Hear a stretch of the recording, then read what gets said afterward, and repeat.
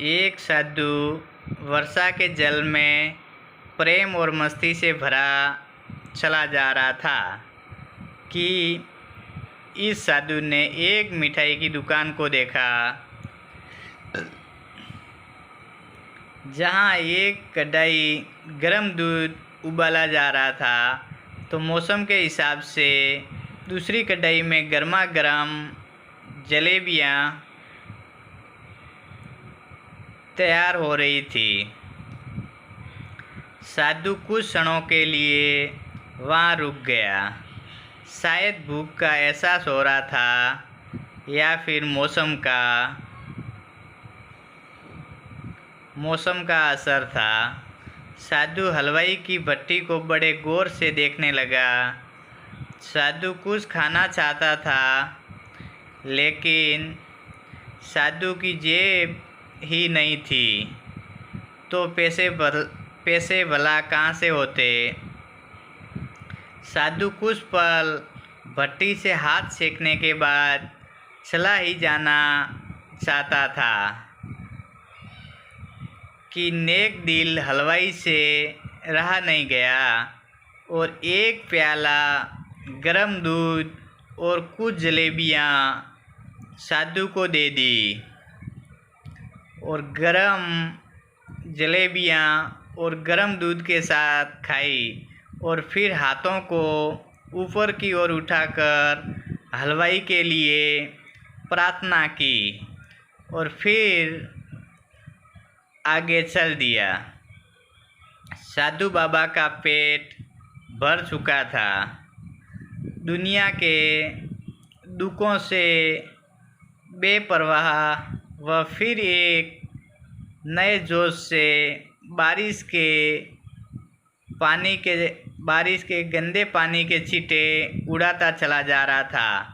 वह इस बार से बेखबर था कि एक युवा नवविवाहित जोड़ा भी वर्षा के जल से बचता बचाता उसके पीछे चला आ रहा है।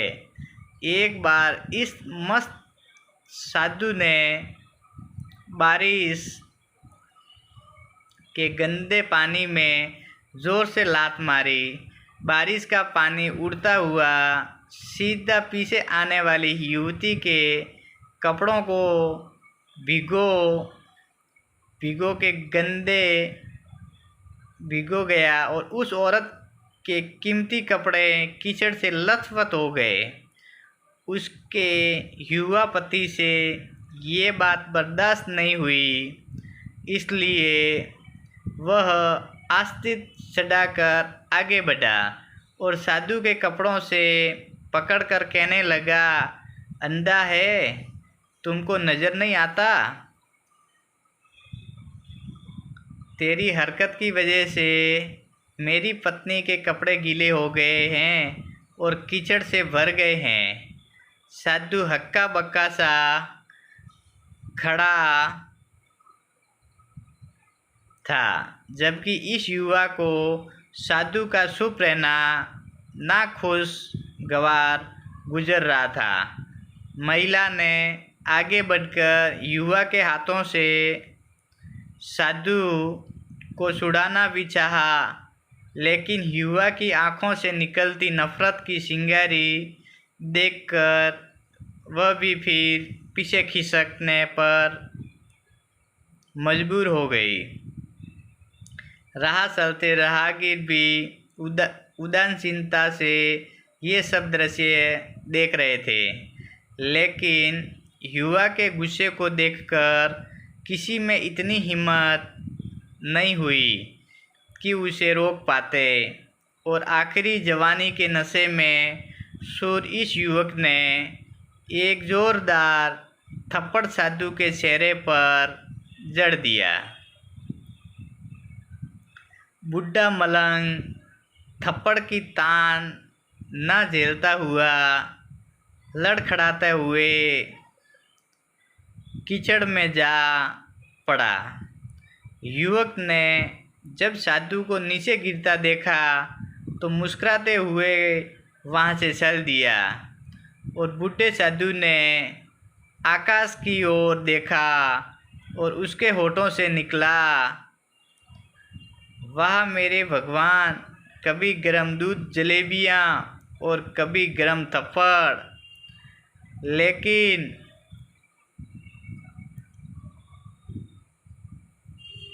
जो तू चाहे मुझे भी वही पसंद है। ये कहता हुआ वह एक बार फिर अपने रास्ते पर चल दिया। दूसरी ओर वह युवा जोड़ा अपनी मस्ती को समर्पित अपनी मंजिल की ओर अग्रसर हो गया। थोड़ी ही दूर चलने के बाद वह एक मकान के सामने पहुंचकर रुक गए। वह अपने घर पहुंच गए थे। वो युवा अपनी जेब से चाबी निकालकर अपनी पत्नी से हंसी मजाक करते हुए ऊपर घर की सीढ़ियाँ तय कर रहा था। बारिश के कारण सीढ़ियों पर फिसलन हो गई थी और अचानक युवक का पैर फिसल गया और वह सीढ़ियों से नीचे गिरने लगा। महिला ने बहुत ज़ोर से शोर मचाकर लोगों का ध्यान अपने पति की ओर आकर्षित करने लगी, जिसकी वजह से काफ़ी लोग तुरंत सहायता के लिए युवा की ओर लपके, लेकिन देर हो चुकी थी। युवक का सिर फट गया था और कुछ ही देर में ज़्यादा खून बह जाने के कारण नौजवान युवक की मौत हो चुकी थी। कुछ लोगों ने दूर से आते साधु बाबा को देखा तो आपस में कानाफूसी होने लगी कि निश्चित रूप से इस साधु बाबा ने थप्पड़ खाकर युवक को श्राप दे दिया है, अन्यथा ऐसे नौजवान युवक का केवल सीढ़ियों से गिरकर मर जाना बड़े असंभव की बात लगती है। कुछ मन चले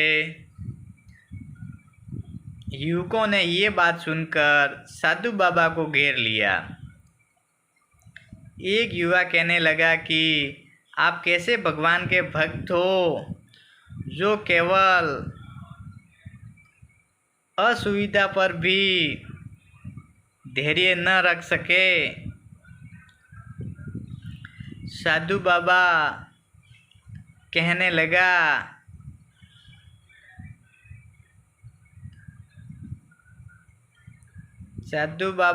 लगा, भगवान की कसम, मैंने इस युवा को श्राप नहीं दिया।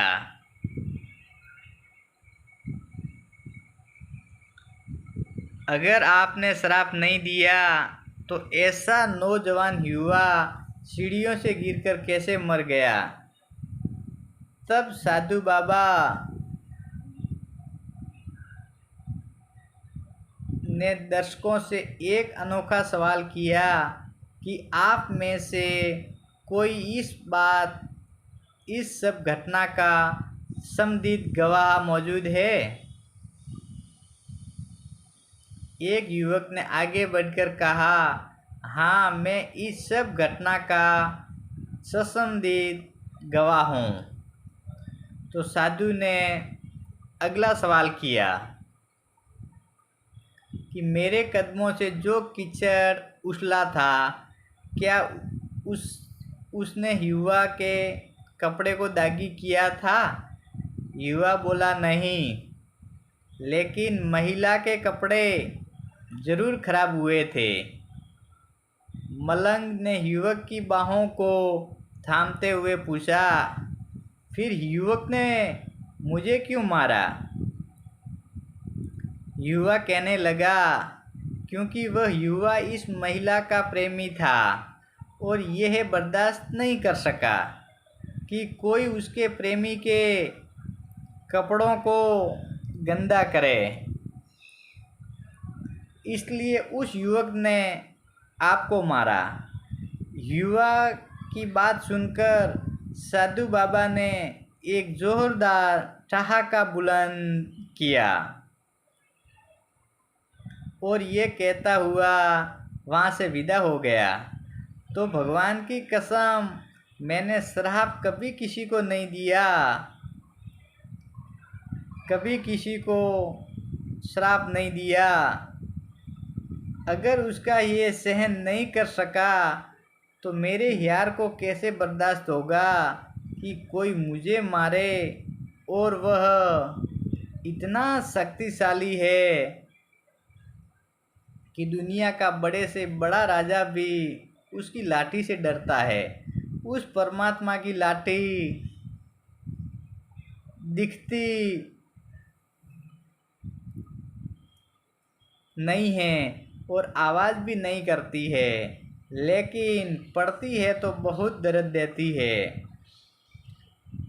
हमारे कर्म ही हमें उसकी लाठी से बचाते हैं। कभी किसी को परेशान ना करो, कभी किसी का दिल न दुखाओ। हिसाब हर चीज़ का देना पड़ता है।